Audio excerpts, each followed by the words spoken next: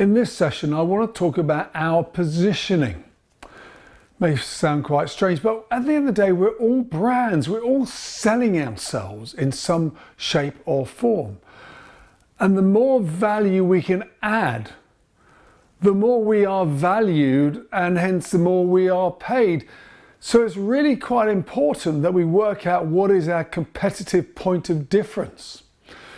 So some things I do in my coaching is I basically apply my strategic planning skills I honed for years in the advertising world. So one of the first things we look at is, what are you great at? What are you better than other people at doing? Or maybe there's something different about you.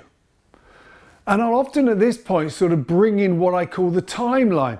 So this is where I get people to sort of effectively draw a line of their life, and above the line talk about positive life experiences, and the bottom line, negative line experiences. And very often we can find that these really help shape us. The bottom line, the difficulties you have, as the top line, but we get to understand what makes us uniquely us. And that's what we're ultimately selling ourselves in that space.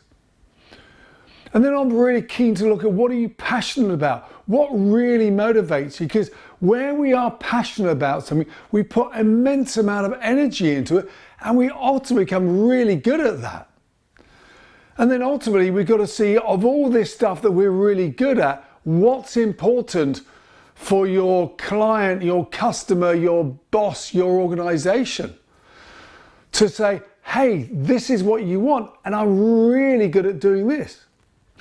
But then what we've then got to do, we've got to find a unique twist and an angle on that. I always say it's about, how do we add the adjective to the verb? It's our how behind the what.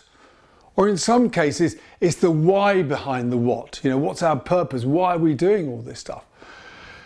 And then we need to set an action plan about, how do we make that even stronger, even more powerful? I often think in life that it's not so much about trying to sort of bring up our negatives, but how do we take the one or two things we're really good at and make them outstanding?